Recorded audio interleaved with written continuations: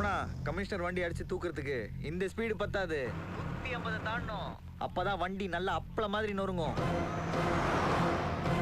ஒருவேளை plan miss ஆகி commissioner சின்ன காயத்தோட தப்பிச்சாருன்னு வச்சுக்கோ, அப்புறம் சாவு ரொம்ப கொடூரமா இருக்கும்.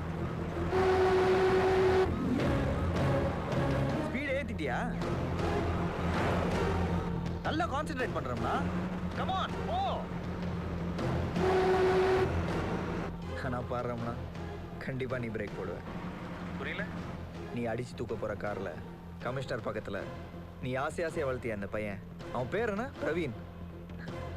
அவன் இருக்கான். कांस्टेबल, वो सामने स्टॉप कर. Sir, hello sir. My bike got punctured. Chotu ka exam sir. It's pretty urgent. Can you please drop him in Jawahar Vidyalaya? It's on the way. Goregaon. अच्छा, आ जाओ. Sir, thank you sir. Thank you. Here. Sir, thank you sir.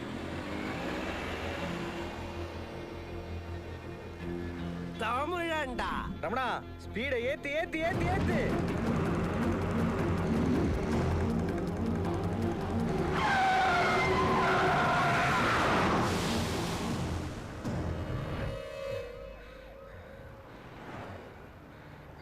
अरे मला दसात आहेत का? पाहिजे तो इथे राखीले. ரமணா, நான் சொல்றது கேளுடா.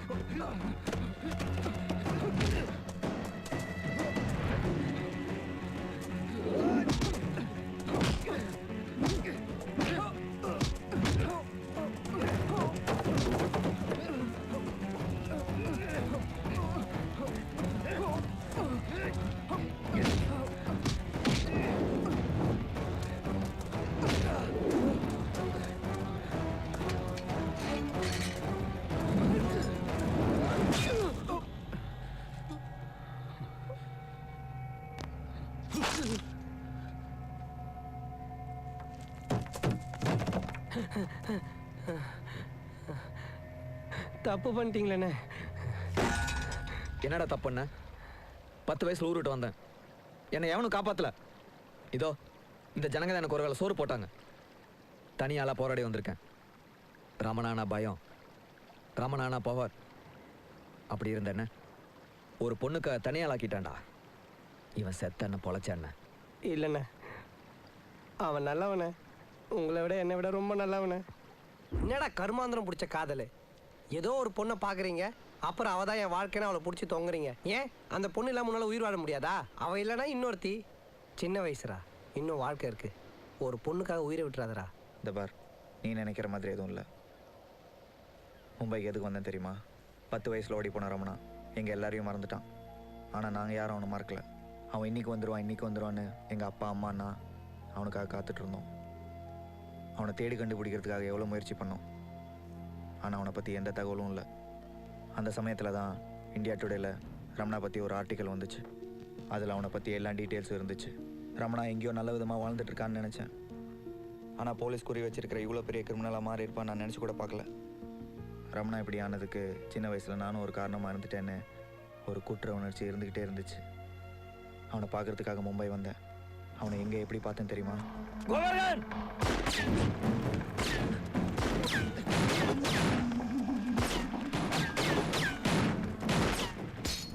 அவனுக்கும் ஒரு குடும்பம் இருக்குன்னு புரிய வச்சு அவனை திருத்தி கூப்பிட்டு போயிடலான்னு நினச்சேன். ஆனால் அவன் மனசில் அன்புங்கிற ஒரு அடையாளம் இல்லைன்னு நான் நல்லா புரிஞ்சுக்கிட்டேன். அவனை பற்றி முழு டீட்டெயில்ஸ் கலெக்ட் பண்ணுறப்போ நம்பிக்கை தர மாதிரி ஒரு விஷயம் கிடைச்சது. சும்மா தமாஸ். என்னடா சும்மா சின்ன பையன்கிட்ட போய் பையனை ஸ்கூலில் கொண்டு போய் விடு. அவனோட மனசுக்குள்ள ஒரு ஈரமான பகுதி இருக்குன்னு எனக்கு தெரிஞ்சுது. அவன் வாழ்க்கையில் ஏற்பட்ட காதல், அதை ஏற்படுத்தின வலி, அந்த காதலோட அடையாளமாக தன் காதலியோட மகனை பொறுப்பெடுத்து வளர்த்துட்டு இருக்க பாசம், இதெல்லாம் தெரிஞ்சதும் நான் ஒரு திட்டம் போட்டேன். நான் ஒரு உண்மை சொல்லட்டுமா? நான் யாரையும் காதலிக்கல.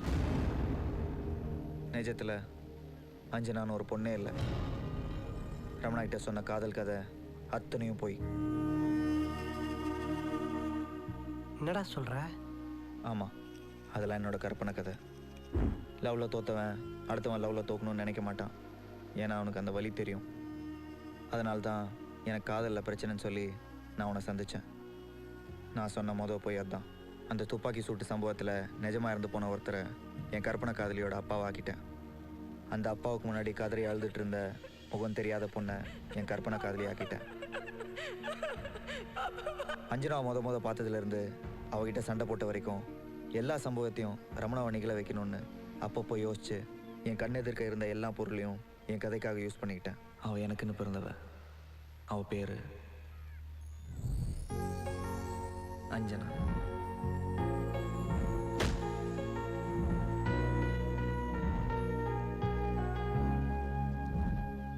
எனக்கு தெரியும், என்னைக்கா ஒரு நாள் ரமணாவை போலீஸ் சுட்டு கொண்டுரும்.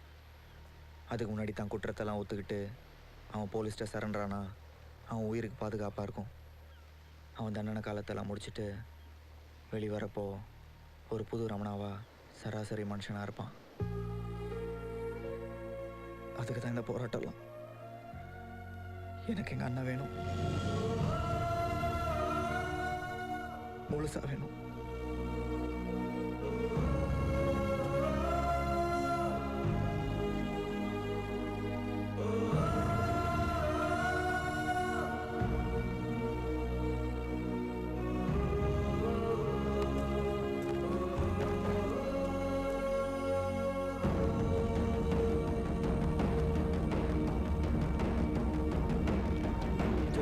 அர்ஜுன் மொத்த பாரு.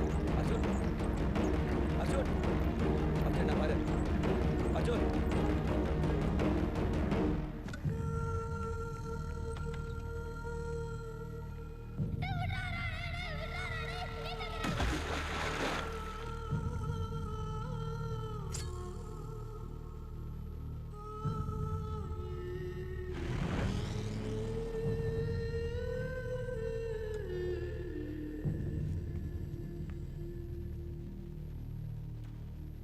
அண்ணே, இது வரைக்கும் என் தம்பிக்கு நான் எதுவுமே செஞ்சதில்லை. அவன் கண் முழிச்சு பார்க்கும்போது ரமணா சரண்டர் ஆயிட்டான்னு சொல்லிடு. இல்லை, உன் அண்ணன் சரண்டர் ஆயிட்டான்னு சொல்லு.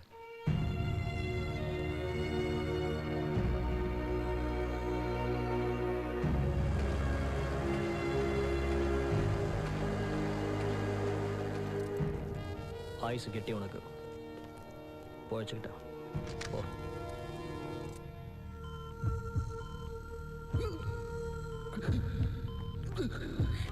டாக்டர் டாக்டர் ये तो बहुत सीरियस दिख रहा है।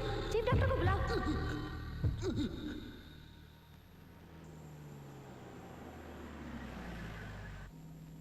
மேடம் இதுக்கு மேல பாதை கிடையாது, கல்யாண மண்டபம் பக்கத்துல தான் இருக்கு. ஊத காத்து அடிக்குது, புள்ளைக்கு காய்ச்சல் கீச்ச வந்துட போகுது, தூக்கிட்டு உள்ள போங்க. என் மின்னல, என் பெரிய மானுக்கு உன்னை கட்டி வைக்கிறேன். நெசமா தாண்டி சொல்றேன். லெட்டர் போட்டுக்கேன் பாரு, இந்தா சத்தமா படி. அன்புள்ள அம்மாவுக்கு ரமணா எழுதுவது. இன்னும் 27 நாள் தான் இருக்கு உங்களை நான் பார்க்கறதுக்கு. உங்க முன்னாடி ஒரு குற்றவாளியா கைதியா நின்று உங்களை பார்க்க எனக்கு பிடிக்கல. அதனால தான் இத்தனை வருஷமா யாரும் வந்து என்னை பார்க்க வேண்டாம்னு சொன்னேன். நான் வந்த உடனே நான் செஞ்ச எல்லா தப்பையும் சேர்த்து வச்சு என்னைய உன் கை வலிக்க அடிச்சிருமா, நாக்கு புடுங்குற மாதிரி திட்டிடுமா. ஆனா அதுக்கப்புறம் என்னைய மன்னிச்சிட்டேன்னு ஒரு வார்த்தை சொல்லிடுமா. அது போதும் எனக்கு. எந்த தம்பி என்னை எதிரி நினைச்சனோ அவனால தான் இப்போ நான் உயிரோடையே இருக்கேன். அவன் இல்லைன்னா மும்பை போலீஸ் என்னை தெருநேமர் சுட்டு தள்ளி இருக்கும்.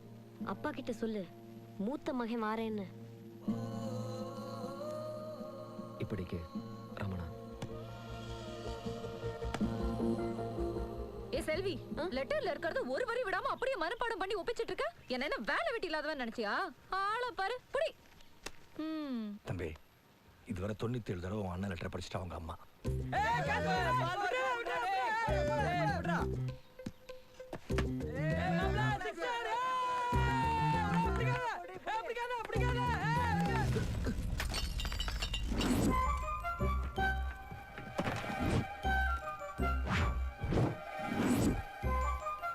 ஓ sorry sorry my sorry God. Sorry. ஏய் இடியட், கண்ணல உனக்கு போச்சு, எல்லாம் போச்சு. You such an idiot.